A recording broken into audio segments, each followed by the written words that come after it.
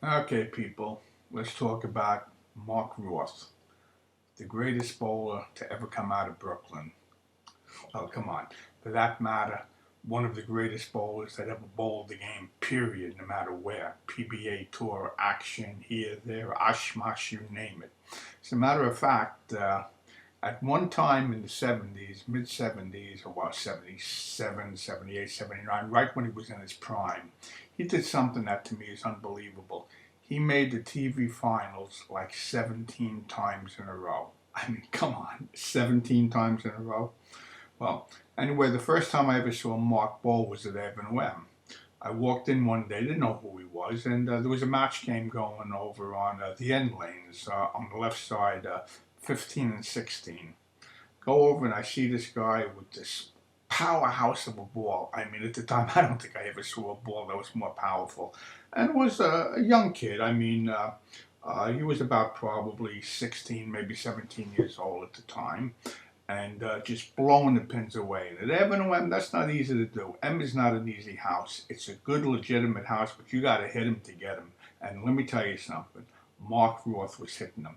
Well, obviously, he left the last impression on me. And then years later, the greatest action match I ever saw in the sense of pure intensity was at Rainbow Lanes, the famous match between Mark Roth and Johnny Petraglia versus Jeff Kidder and Cliffy Bergman, where the whole upstairs was packed. I mean, that side of the house was closed down. Well, the whole house was closed down, actually. No, I shouldn't say that. I shouldn't say that. Upstairs was closed down. Uh, and this was like the first tunnel match or whatever it might have been. I mean, I'm talking about people lined up on the alleys, a ton of action going on.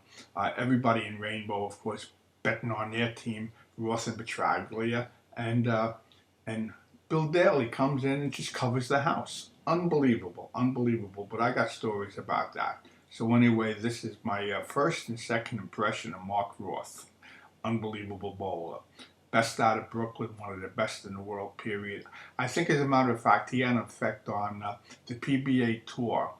Uh, in those glory years of, like I say, 76, 77, 78, 79, I don't think anybody ever had the impact on bowling like he did.